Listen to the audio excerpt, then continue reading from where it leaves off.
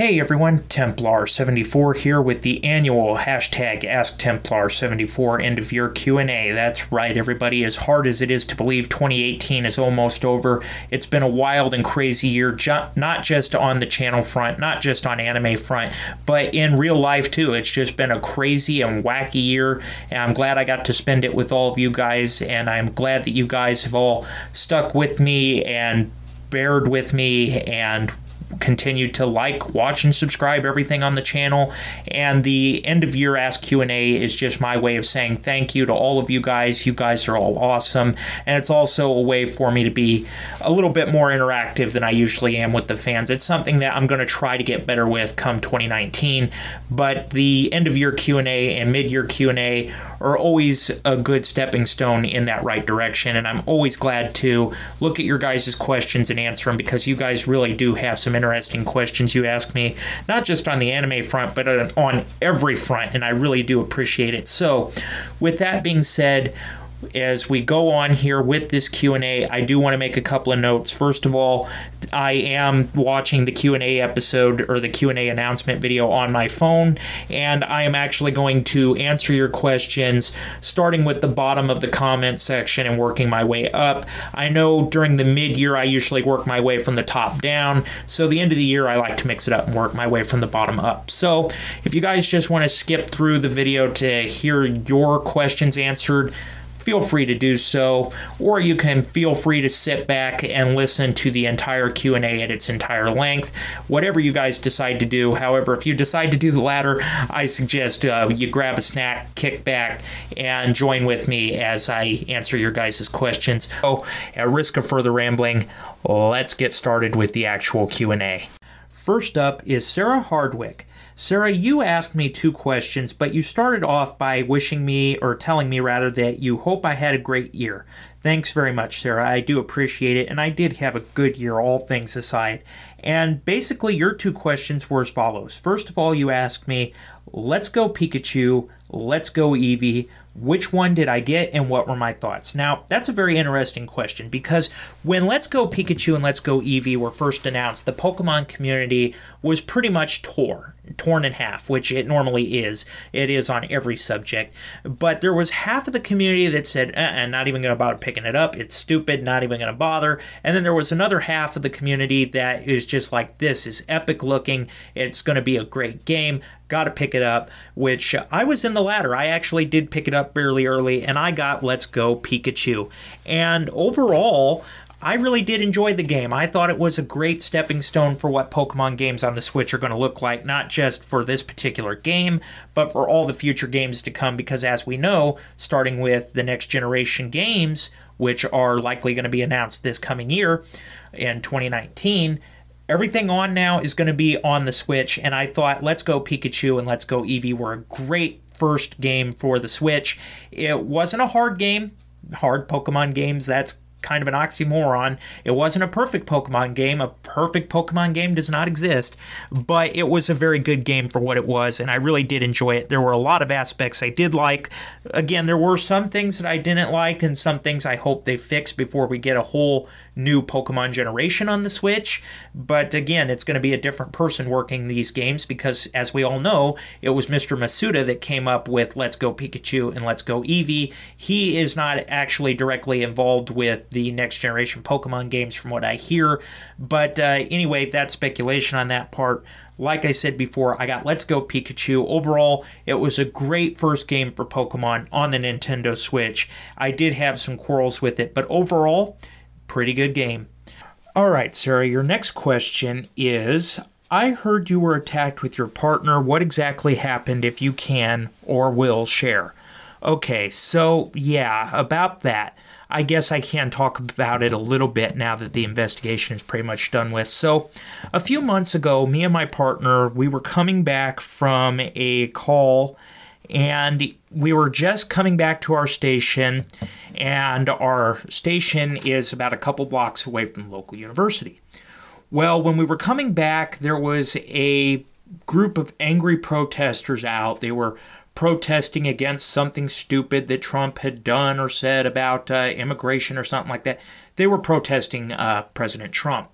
And basically what ended up happening was this group saw our rig coming back. They ended up getting right out in the middle of the street. In fact, my partner had to slam on the brakes so that he didn't run any of them over because they came right out in front of us.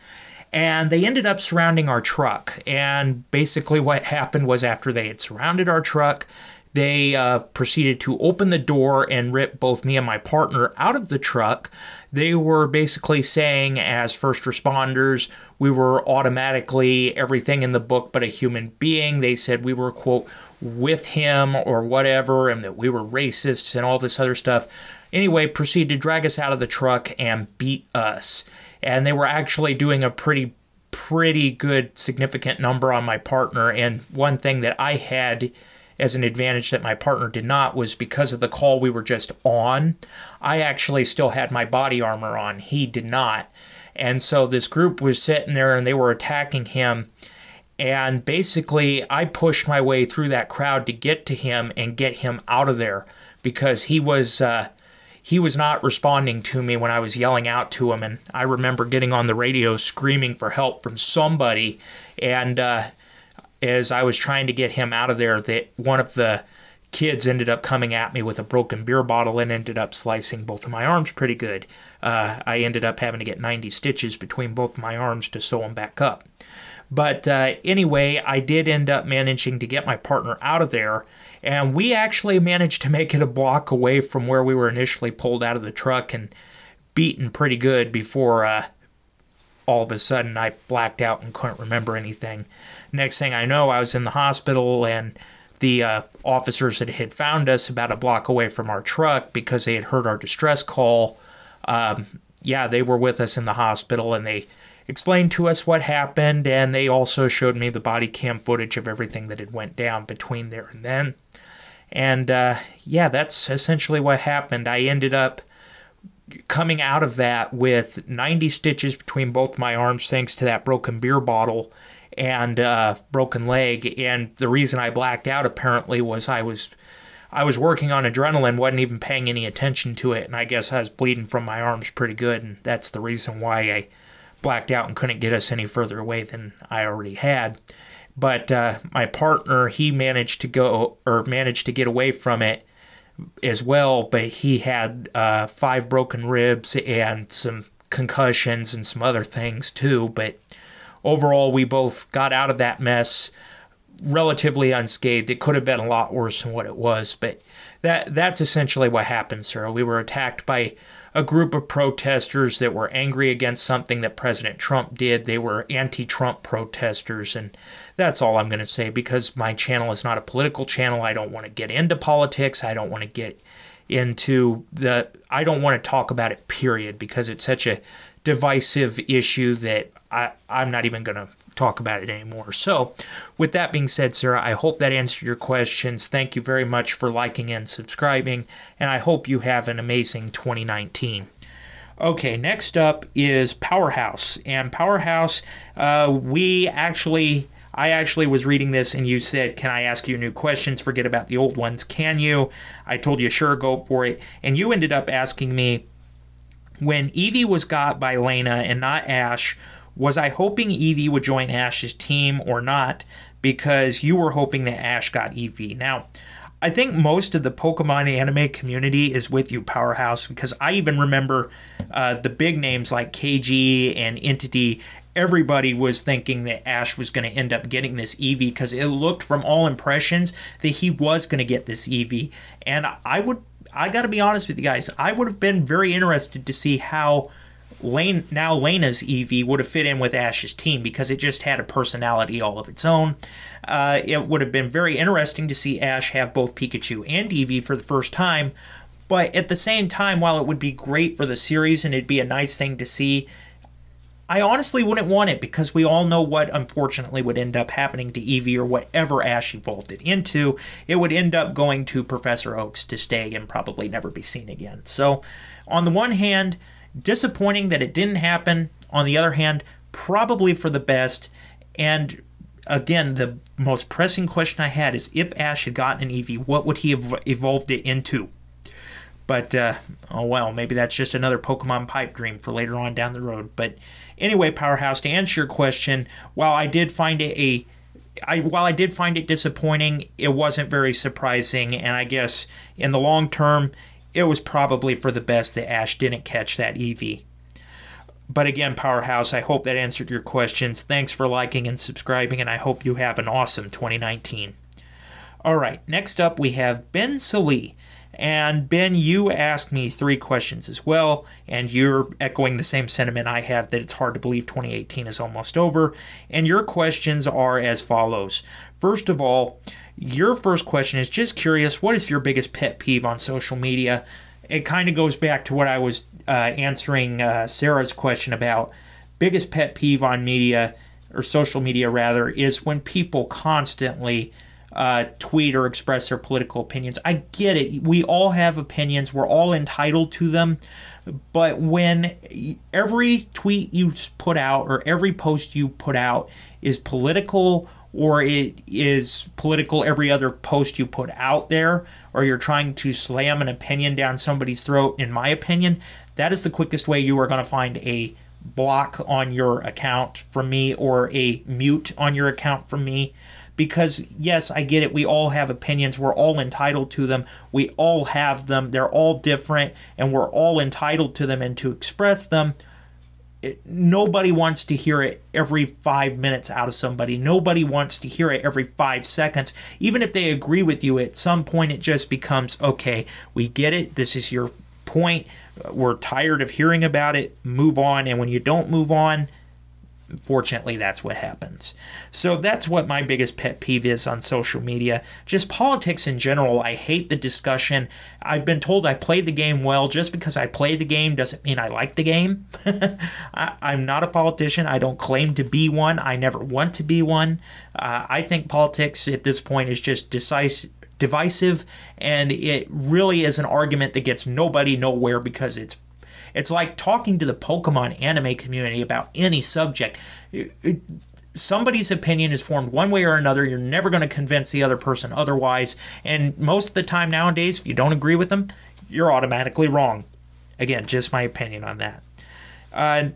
Okay, rant aside, Ben, your next question is, what was my favorite Vrains duel of 2018? And when I read that, I actually had to think about it a couple minutes. I think my favorite Vrains duel of 2018 has to be the duel between Blood Shepherd and Lightning. Now, I know that duel wasn't very long. It was only 2 episodes, but I think it's my favorite Vrains duel of 2018 just because it was the first duel where we saw Lightning in action. We saw just what kind of fearsome opponent Lightning would be. We saw Blood Shepherd, who at this point has just gone through a remarkable 180 in terms of his character. He was just trying to help his sister, a drastic turnaround from what he was originally, and he ended up getting the floor mopped with them. And at first it looked like Blood Shepherd was actually going to win against Lightning, but unfortunately, I think the writing was on the wall. Blood Shepherd was not going to win that duel. But I think it was my favorite just because the reason Blood Shepherd was fighting was such a noble reason. He had pretty much turned a new leaf, and he got destroyed. And Lightning did it relatively easily, and he did it in the most unpredictable of ways. He got rid of Judgment Arrows, but again, Blood Shepherd versus Lightning has got to be my favorite Vrains duel of 2018. And then your third and final question, Ben, is Gen 8 Pokemon games and anime will more than likely be announced later in 2019. Honestly, if you ask me, it'll probably be January to March. We're probably going to start hearing the first bouts of the game, and probably the anime will not be too far along behind it. But regardless of that, it most likely will be announced in 2019. I do agree with you on that. And you asked me if I have any hopes or predictions. Okay. Hopes, although it's a long shot, please don't use this character animation style anymore, Sun and Moon, or the Sun and Moon character animation style. Don't use it anymore. I mean, the battle animations are fantastic. Most of the characters look okay. The rest, Again, personal hope of mine, don't think it's going to happen. Another personal hope of mine, please give us a little bit more serious of an anime. I get it, the slapstick comedy is nice up to a point. shoving it down our throat like you have been with Sun and Moon, not cool. It needs to be more serious tone. We need more battles into it. Again, that's just an anime hope of mine. Whether that actually happens or not, I don't know. Again, it's funny, and I pointed this out before. There's a funny trend with Pokemon. Usually when the games are great, the anime typically is lackluster. When the games are pretty much lackluster, the anime is freaking amazing. And I do think if we follow this trend, because this was even true with Sun and Moon, I think the next anime could be phenomenal, especially considering that the games are the new ones for the Switch. Our expectations are low. Normally when that happens, they give us an anime that just knocks our socks off. I'm really hoping that pattern holds true into 2019 with Gen 8.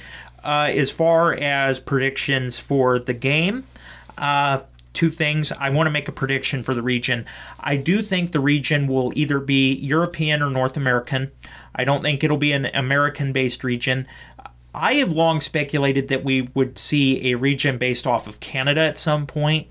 I think if we do get a new region, it'll either be based off of Canada or one of a handful of European countries, possibly either Britain or Spain. My money is if they go the European route, it's either going to be Britain or Spain. But if they go the North American route, I think we might finally get that region based on Canada. Again, personal prediction for what Gen 8 could be based on. I have no idea. We'll find out soon enough.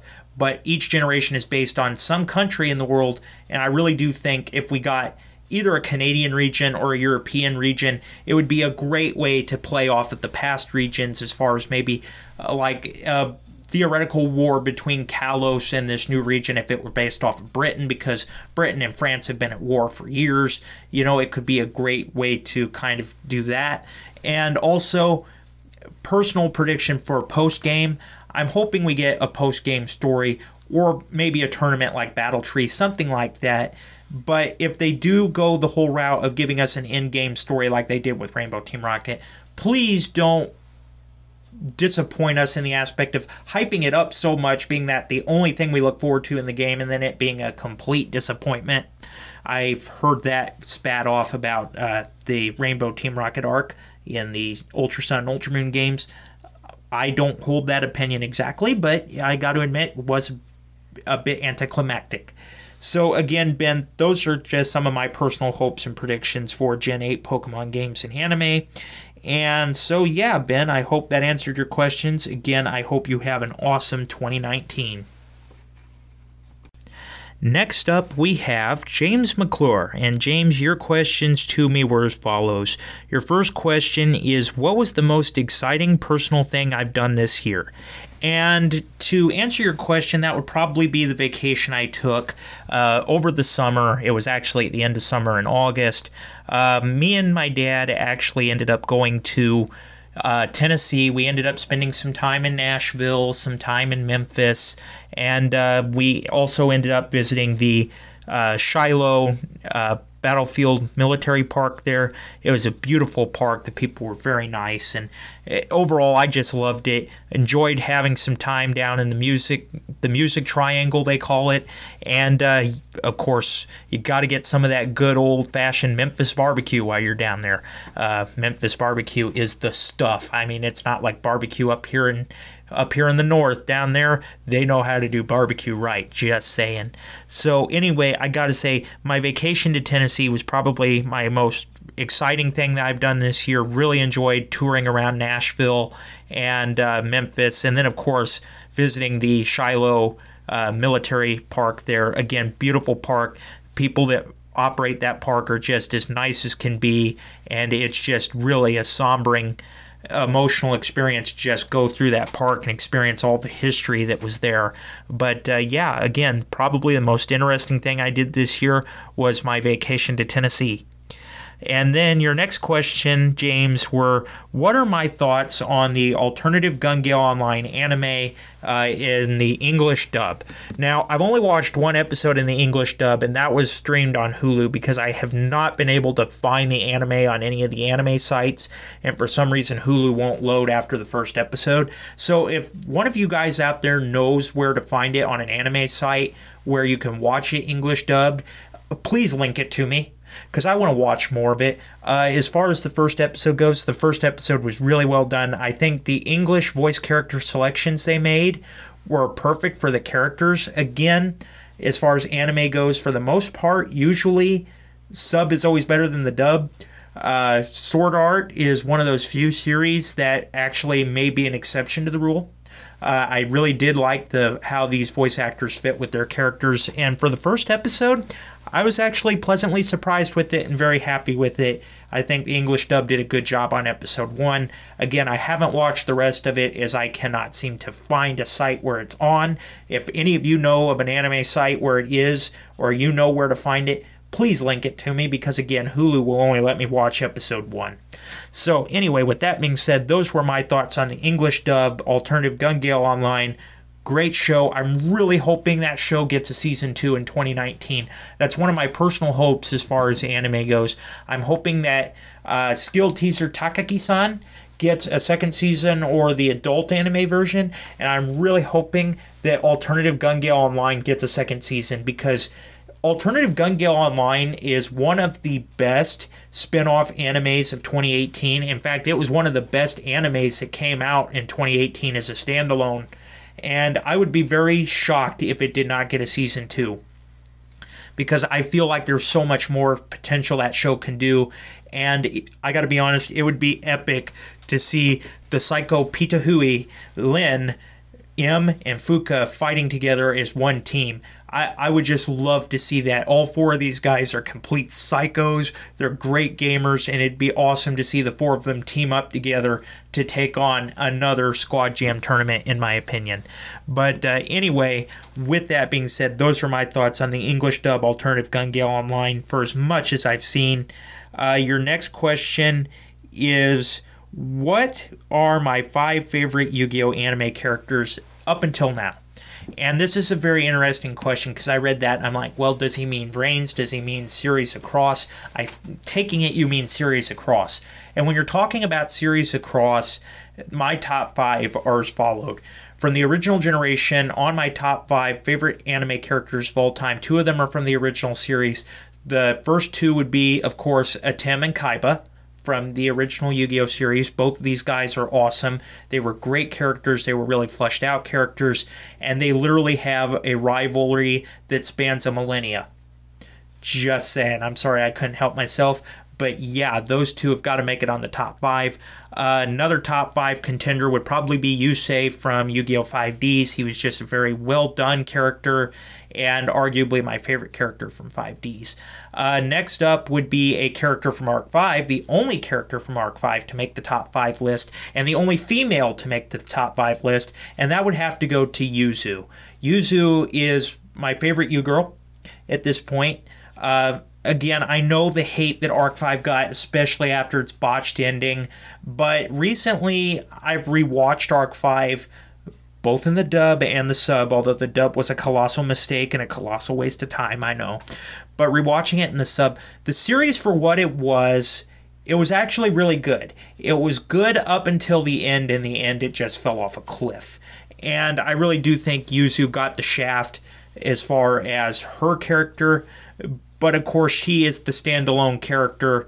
And again, what Arc 5 did was a first. They literally had to take 2 main characters and they had to rewrite these 2 main characters 5 different ways, and then they had to somehow make these 10 different personalities come back to just 2 characters at the end. So when you think about it, Arc 5 for what it was, I think it's underappreciated. Yes, it botched the ending, and I will never forgive them for how they dropped the ball on that. But overall, as a series, you got to admire what they did. It was a first. I don't think there has been an anime like it that's tried that concept up to that point.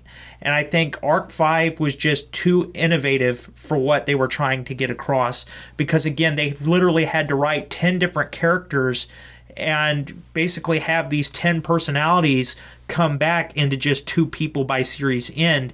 And I think Yuzu was probably the best written as far as the 5 Arc 5 Yu-Girls. And again, her character was just very interesting. Her character development went through quite a bit. And at the end, it was just one of those things where it's like, the series botched the ending. I get it. It was still a good series, and probably the best character to come out of it is Yuzu, in my opinion. Again, one of my personal things about Arc 5, though, that I'm really angry they didn't do, they included references to all the Yu-Gi-Oh! Generations except the original. Come on, would it have killed them to throw in a Duel Monsters reference? Come on, put Kaiba in with the Lancers, for Pete's sake. That was one thing I was really hoping they were going to do. Didn't happen, unfortunately. But again, Arc 5, for what it was very innovative, and it really was pushing the boundaries. And for what it was a good series, and that's why I think Yuzu is my favorite out of the U-Girls. Dimension-wide, favorite U-Girl, got to go to Yuzu, and the only U-Girl on the list. And then my fifth final favorite character is one from Vrains, Revolver. Revolver is my favorite Yu-Gi-Oh! Character out of Vrains, hands down. Revolver is my favorite because he's just a complex character, he's a deep character, and he's an underspoken character. And Revolver's just a badass. I mean, I gotta be blunt. Revolver's a badass. So yeah, Revolver, he's my favorite out of Vrains, and he's definitely on the top 5 favorite characters of Yu-Gi-Oh! Of all time, in my opinion. So anyway, James, with that being said, those are my answers to your questions. I hope you have an amazing 2019. Thank you for all the watch time and the likes and subscribing that you have done to the channel and the backup channel. Okay, next up we have Grenade Man 1. And basically you asked me one question, and it's about my fan fiction. And you asked me if I had any future plans with Kenneth from my last story, Return to the Different Dimension. If you guys haven't followed my fan fiction series, Kenneth is the different dimensional counterpart to Kenny, who is the son of Ash and Serena. Long story short. And basically, Kenneth was lost in the destruction of his home world, or his home dimension, rather. He basically saved his sister from death, and as a result, he sacrificed himself. That's essentially how his character ends in the story, although he does reappear briefly in ghost form towards the end of the story. It's a long, complicated story. If you guys are interested in it, check out the story for yourselves, either on the channel or on fanfiction.net. Back to your question, though, Grenade Man, I digress. I do have a couple of things in store that may involve Kenneth coming up in Truths and Ideals. It's going to be a little bit later on, and no spoilers, so I'm not going to go too far into it. But you can expect the different dimensional counterparts of all my main characters to eventually show up in some capacity. Not going to say what capacity in Truths and Ideals, so make sure you stay tuned to that. So again, Grenade Man, I hope that answered your question without being too vague. And again, thank you for liking and subscribing, and thank you for, of course, following Return to the Different Dimension. That was arguably the craziest fan fiction project I have ever done, probably the biggest I've ever done, and I doubt I'm ever going to do anything that big again, because Return to the Different Dimension took 2 years. It was 24 chapters, each chapter broken down into 8 parts, and then on top of that, I did both a YouTube version and a fanfiction.net version of it. What can I say? Never again. I mean, it was a great idea, and I was really happy to have seen the project through to the end, but there were just some times where I'm like, why did I do this to myself? Why? But again, with that being said, side rant aside, I hope that answered your questions, Grenade Man 1. And again, I hope you have an awesome 2019, and thank you for everything. Alright, next up we have Official Derrick. And you asked me 4 questions here, but I'm going to be honest with you, Derrick, your third question, I'm going to avoid that because another person's already asked that, so we'll get to that when we get to his. So I'm going to answer your first, second, and fourth questions. And your first question is, when are you going to start watching anime like you did when I suggested a few months ago? To be honest with you, Derrick, I have been watching. I've been watching some personal recommendations of mine. I've been watching some other recommendations of mine. Starting to get a little bit burned out, to be honest with you. And to be honest with you, here within the next couple of weeks, my leg's going to be to the point where I can go back to work. I'm very anxious to get back to work, so my time for that is going to be cut down drastically at that point. I'll probably start doing that again in the summer when things settle down a little bit again. But overall, I have been watching different ones, watched several of them this year alone. And yeah, to answer your question, kind of burning out a little bit, to be honest. So yeah, I'm going to probably start doing this again come summer when things settle down. Okay. Next up, you ask me, do I plan on doing any live streaming and other live streaming projects as you have never done it before? And to answer your question, I have planned on it. I have given it some thought. I'm currently experimenting with Twitch because from what I understand, streaming on YouTube is a nightmare. It's a nightmare because of copyright issues. It is a nightmare because of revenue hits. It is a nightmare because it is oversaturated. And I heard that Twitch was a little bit easier, so I've been doing some experimenting with that. Again, probably towards the summer I might actually try a live stream, but right now I'm just in the experimenting, and I'm at the point right now where I'm just trying to find something that wouldn't bore everybody to death if I streamed it, because to be honest with you guys, I'm really not much of a streamer. So yeah, I got to find something that appeals to everybody, and I've got to experiment more with Twitch before I go ahead and go live with anything. So I'm trying to aim for the summer to try to do something, but again, don't hold me to that. And then your third question was about face reveal. Again, we'll talk about that a little bit later. So your fourth question is, am I going to do a review of the latest arc of Pokemon, which was good, and other anime reviews? Okay, so on my main channel, I review Yu-Gi-Oh! Vrains, Sword Art Alicization, and occasionally the alternative Gun Gale. On the backup channel, I do reviewing of Pokemon, and obviously, you may not have caught my latest video on the backup channel, because the backup channel I did like a 40-minute review on all of the good episodes from 2018, and there were a bunch of them. There were quite a bit of them, and even when I was recording the video, I was like, oh my gosh, there were this many good episodes out of 2018.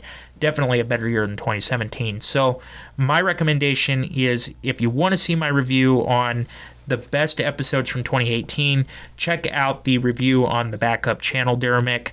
And as far as other anime reviews, I got to be honest with you, doing 3 is hard. Doing 3 of them is hard enough. I really don't think I could stomach adding a 4th to a roster, especially considering all 3 of these other series are ongoing, and so I'm already dedicating 3 days a week to do reviews for these different ones.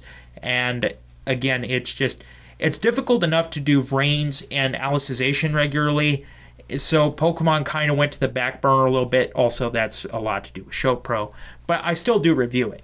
So again, trying to review 4 different series, I can't even stomach it, because 3 is mind-numbing enough. But again, when I do see a good series or I do see a new series, I do give my thoughts on Twitter.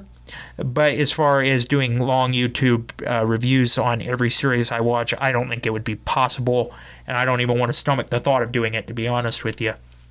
So anyway, Derrick, I hope that answers your questions. Again, you're a good friend. You're a good friend on Twitter, good friend on YouTube, and always interesting conversations. I got to be honest with you. Interesting conversations a lot. Again, thanks for liking, subscribing, and putting up with me through everything. And I hope you have an awesome 2019. Okay, next up we have... Okay, phone, cooperate now. Okay, next up we have John Eskow. And you asked me 3 questions, but first you wish me a Happy New Year. Thank you, you too. Your first question is, what are my thoughts on the newcomers in Smash Bros. Ultimate so far? Inklings, Ridley, Daisy, Simon, Richard, Belmont, King Cool, Rule, Chrome, Dark Sumus, Isabel, Kin, and Incineroar. Okay, When I saw Smash Brothers Ultimate, I didn't get the game at first. I got the game like 2 days before Christmas because, you know, it was a personal Christmas present to me. So I haven't really had a whole lot of time to play the game myself. But when all of these new characters were announced, I got to be honest, for the most part, all of them I was excited to see in Smash Bros. Ultimate, especially in Cineroar, kind of a personal favorite of mine. I hate him in the game. I hate him in the anime. For some reason, though, Smash Bros. Ultimate, he just fits.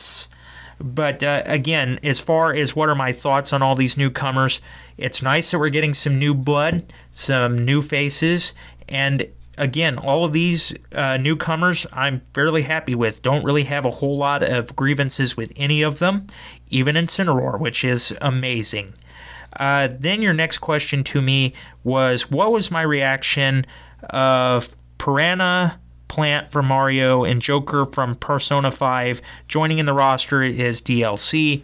As far as my reaction to that, again, I haven't gotten far enough in the game to give you a good reaction to that. When I heard the news, I'm like, okay, more DLC. But then the more I read from people that had actually gone through the games, I've heard that it's been more of a bad thing than a good thing. Again, I haven't played enough of it internally myself to come up with a verdict on that, but I have heard from most people that it was not a good move at all. I was personally excited, but haven't got to the point where I can give you a full personal opinion on that, to be honest with you, John. Okay, and your third question, for post-game stuff, what would I like to see come back in Gen 8, like traveling back to an old region, Battle Frontier World Tournament from Black and White 2, more legendary battle like Ultra Sun and Ultra Moon, or like a story event like Rainbow Team Rocket did. And I talked about this a little bit for my personal predictions for the Pokemon games Next Generation. As far as post-game stuff, if I were to have my pick, it would either be, in this particular order, it'd be traveling back to a different region, it would be World Tournament or Legendary Battle, and then at the very bottom, a post-story like Rainbow Team Rocket. I'm hoping that if they pick one of these, I'm really hoping they don't do a backstory. I'm really hoping they don't do a side story like Rainbow Team Rocket, because they just dropped the ball on that one. And to be honest with you, it was just so crammed at the end you couldn't thoroughly enjoy it. So personally, for me, like I said, it'd either be, my top two wishes would be either travel back to an old region and do something towards that, like go back to previous region and do a trial, or go back to a previous region and do like a Battle Frontier thing in that region. That would be kind of what I would think, and that would kind of combine those two.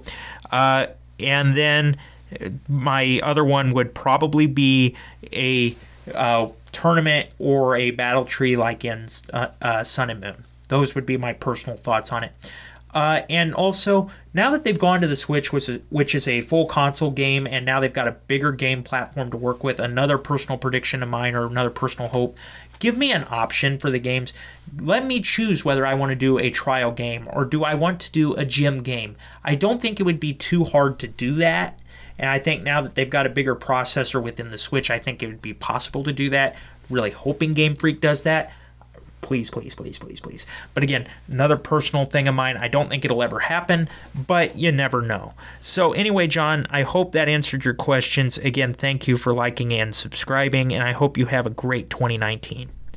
Okay, next up is Kaito Link 64, and your three questions were as follows. You asked me, who do I want in Smash out of these characters? Banjo, Geno from Super Mario RPG, Endrick from Dragon Quest, or Bandana D from Kirby.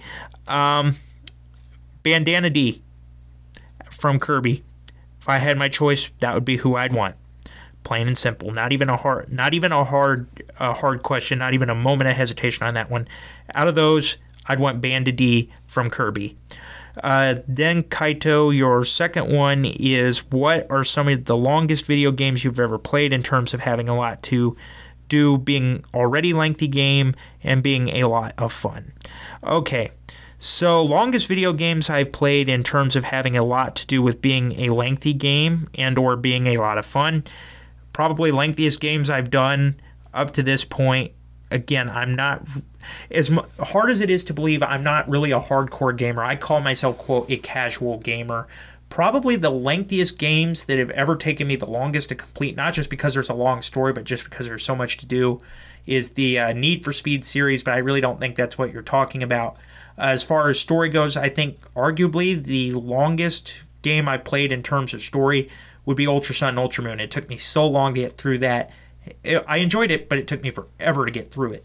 Again, it's one of those things where I'm just a casual gamer. I'm not a hardcore gamer, so it's kind of hard for me to answer that question, honestly.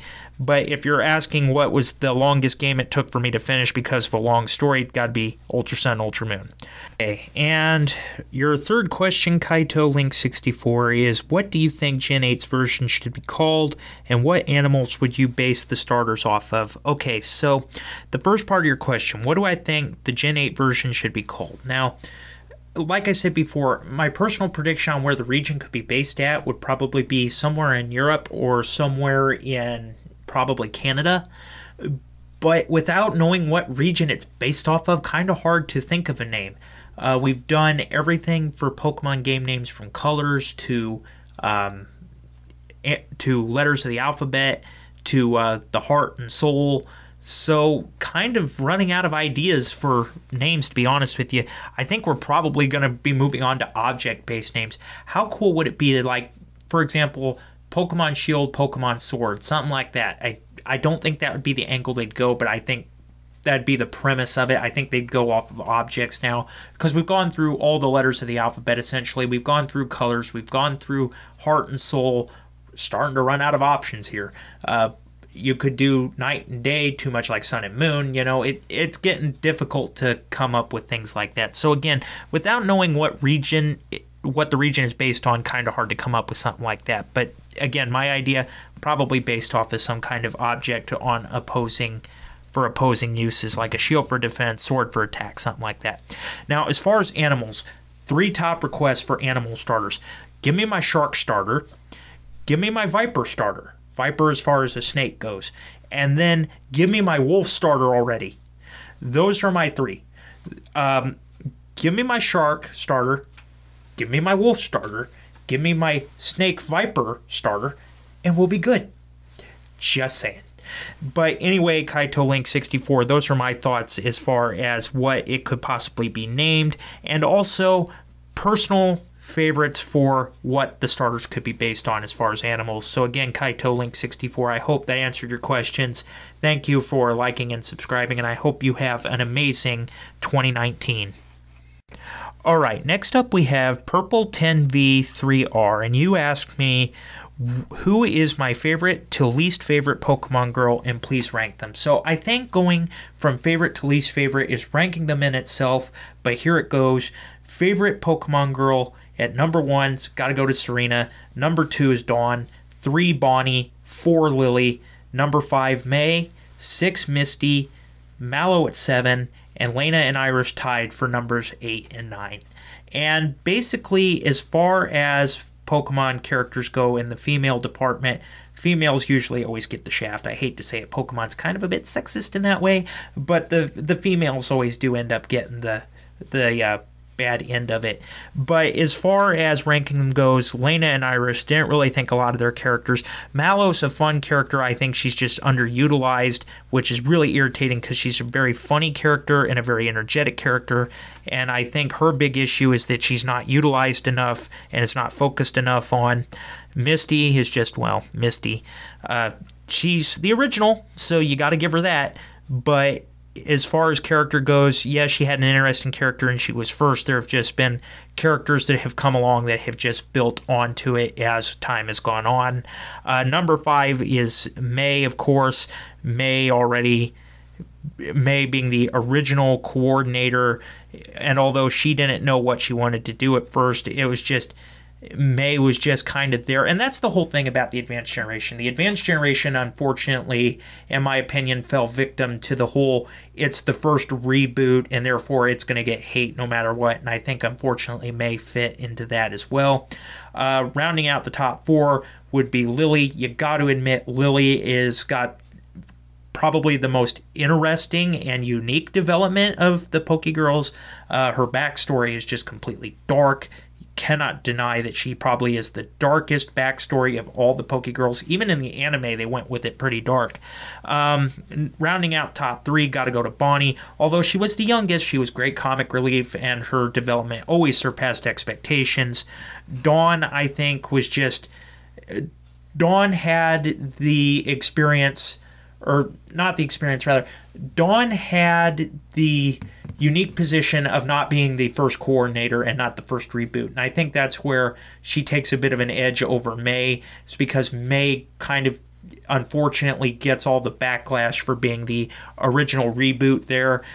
Dawn, not so much, and by that time they've actually had chance to flush out the coordinator aspect of it, so Dawn fared fairly better, and I just liked her personality a bit better than May's, because a lot of the time May just seemed to be there. Dawn, not so much. And of course, top spot, favorite Pokegirl, got to go to Serena. She's probably the most developed of all the Pokegirls we've ever had, the most mature of all the Pokegirls we've ever had. And of course, the more shipping touch there, you know, you got to put that there. And of course, she's also been in the story longer than anybody else. Whether you love it or hate it, she has been. Although it's not much, of course, we got to count that she's been in the story since her and Ash were kids. So I mean, you gotta put that there too. So anyway, Purple 10 V3R. I hope that answered your question on who is my favorite to least favorite Pokegirl. And again, I hope you have an amazing 2019. Thanks for your questions. And again, thank you for liking and subscribing. All right, next up we have the Jasmine. And you asked me 3 questions. Your first question is, what is my favorite on each Nintendo console, assuming you've played all of them? NES or SNES, those two, it's got to be, I forget the exact name of it, but it was Nintendo Hunting. That was my favorite on those. Game Boy, which would include Color and Advance, got to go to the Pokemon series. Not a particular Pokemon game in general, but Pokemon's got to be my favorite on the Game Boy consoles. Virtual Boy, never played it. Nintendo 64, my favorite game for Nintendo 64 has got to be Mario 64. GameCube, the Need for Speed series was my favorite on GameCube, still is to this day. That and Simpsons Hit and Run. I do like both of those games. I do play Simpsons Hit and Run quite a bit. DS and 3DS, again, it's got to go to Pokemon, but this time specific games, Sun and Moon for those. And then Wii and Wii U, didn't really get into the Wii or Wii U. Switch, Smash Brothers Ultimate, and yeah, that's about it for favorite games on these consoles. Like I said, I'm not a big all-time gamer. I'm just a casual gamer. So again, all of these games just really were my personal favorites for each of the consoles. And again, as far as Game Boy goes, Game Boy just has to go to the Pokemon franchise in general because they were my favorites for the entire span of the Game Boy series. Again, that's of course Color and Advance, and the Advance SP, which I still have to this day. Okay, so I hope that answered that question. Your second question is, what is my least favorite Sun and Moon episode so far, up to the Guzzlord episodes, and why is it the one featuring Komala and Jigglypuff? You hit the nail on the head. That is my least favorite, probably because it is the most boring of them. Yeah, that's all I can say. That's probably my least favorite of all of them. It's just because that episode is just, why? Why? But again, you pretty much hit the nail on the head why that is my least favorite. And it's kind of scary that you already knew that and still ask that question anyway. And then your third and final question, Jasmine, was, if it wasn't Ash and Serena, which Ash ships from the following list of names would you be in most favor of and least in favor of? You gave me the list of Misty, May, Dawn, Iris, Lily, Elena, Mallow. All of these here, and to be honest with you, I couldn't even tell you the names of half of these here. If it wasn't Ash and Serena, though, it'd probably have to go to Ash and Dawn, Pearl shipping. As some of you guys may or may not know from previous Q&As, I was a Pearl shipper before I jumped ship to Amore shipping. I just liked Amore shipping better, so it'd probably have to go to Pearl shipping with Dawn. Again, this entire list here, I couldn't even tell you half of the shipping names of this. Even with Bulbapedia, I'd be like, okay. I'm not sure what this one is, and I'd have to click through all of them to find them. But anyway, there is that. And then you asked me something else here at the end, which I'm not really going to go too far into it because I don't want to put you on the spot there. Even with all means considered, though, has to go to Pearl Shipping, Ash and Dawn.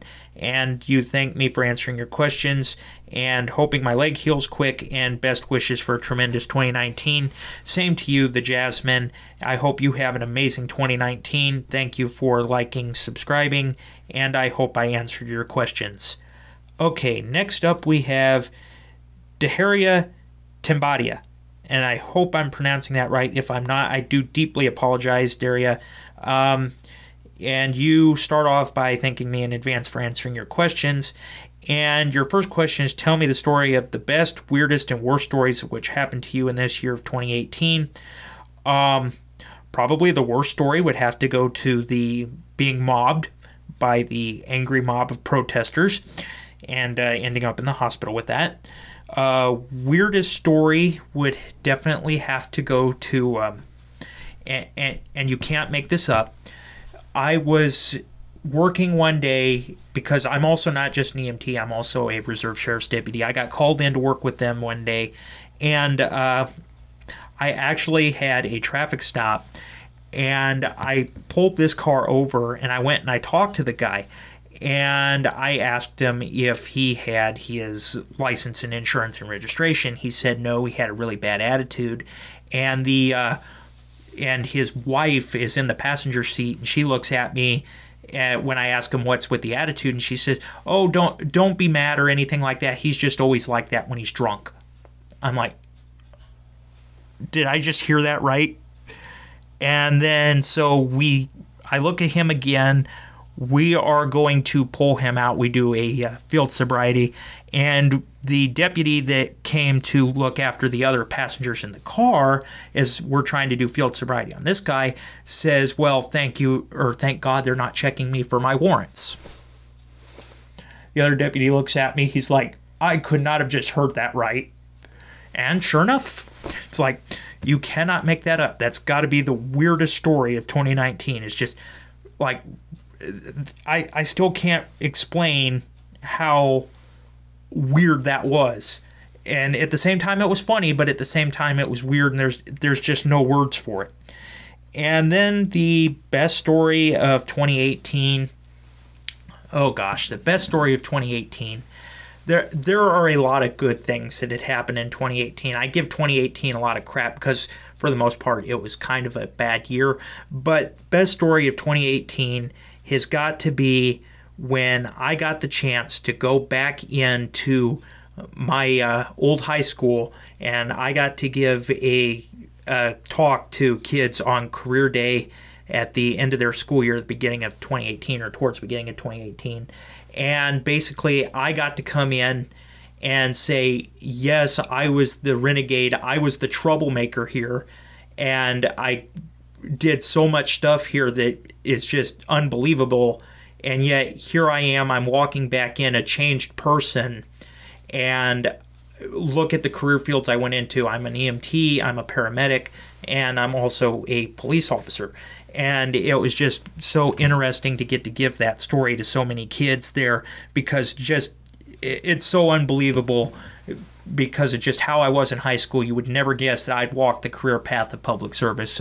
There were a lot of people in my class that were thinking I'd be on the wrong side of the law, but that didn't happen. And of course, I get to share my stories about how, and I hate to say it, I'm not a hero, but you're there for people, worst part of their lives, best part of their lives, and you do make a difference in the community. And I think that was just the best part of 2018, is getting to express that to all these kids that went to my high school, where when I was there, I was just the renegade who everybody thought was going to be a renegade, a troublemaker, a lawbreaker. So yeah, that was probably the best story out of 2018.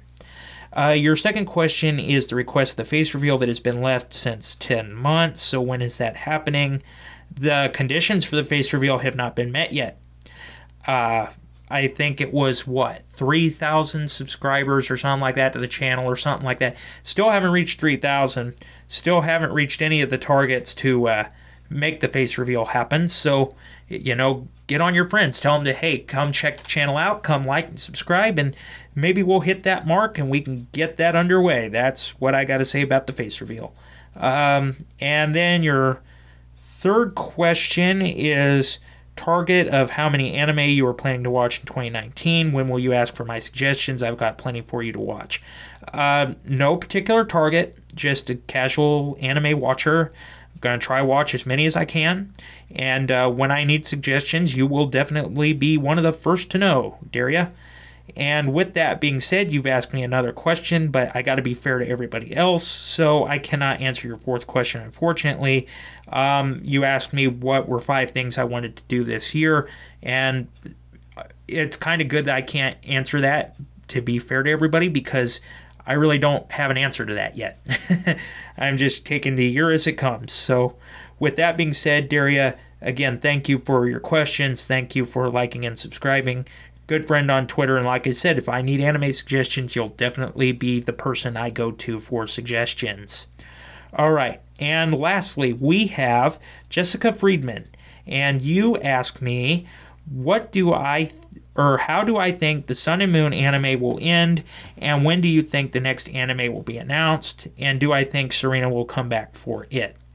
Okay, so I really don't know if that's 3 questions bound into one, or if that's one question that covers 3 different topics, but either way, I will be happy to answer you that question, Jessica, and get my thoughts on it.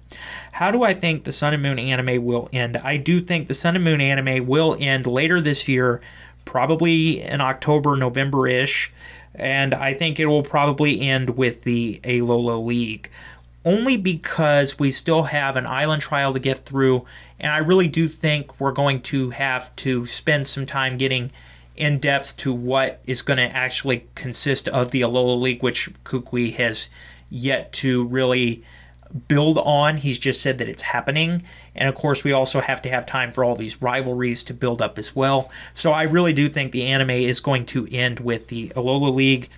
With that being said, as far as predictions on how Ash will do in the Alola League, he's so losing to either Gladion or Howl.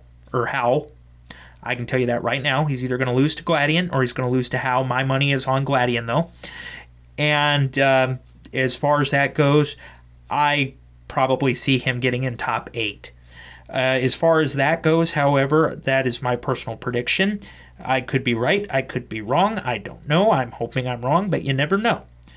Okay, and as far as that goes, I do think it's going to end with the Alola League, and then we are going to, as we always do, Ash traveling back home to his home region.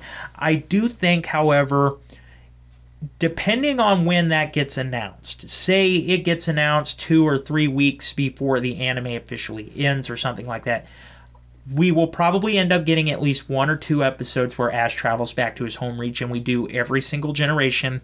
I think with the exception of XY, that was the first time that did not happen.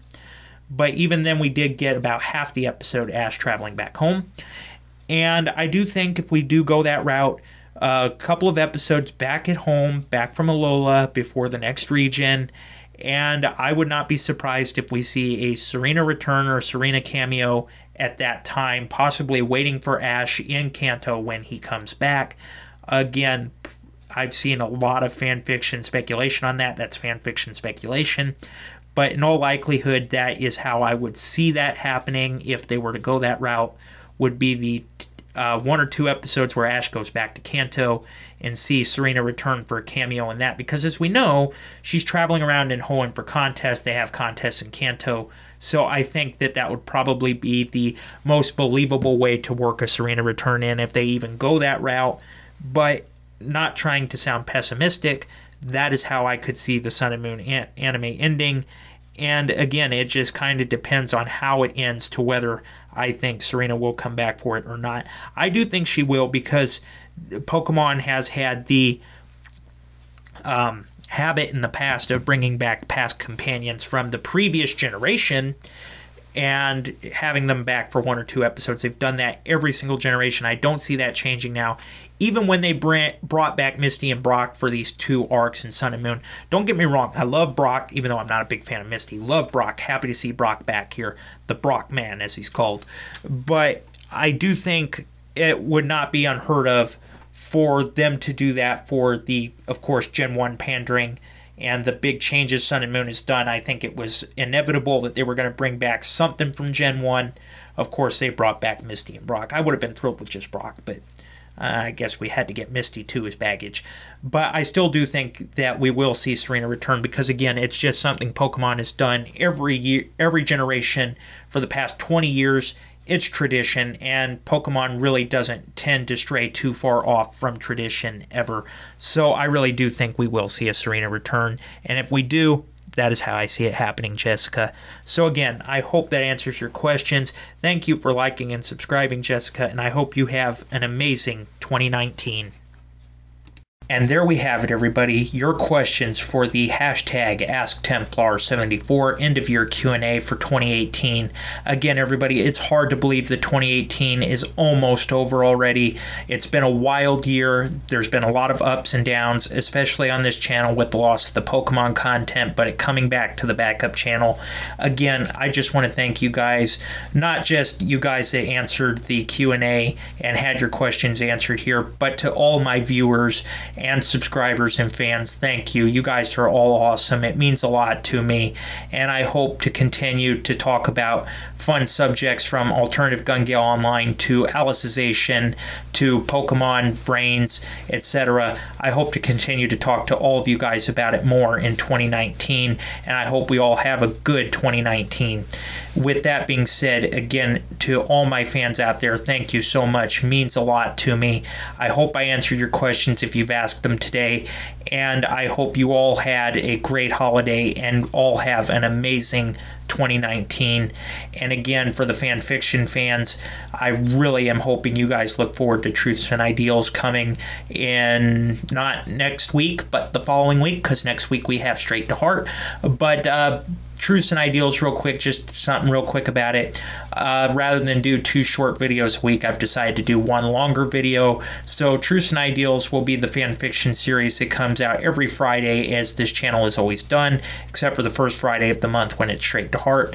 And I hope you guys continue to enjoy the fan fiction as well. I really do enjoy making content for you guys, and I hope to continue in 2019.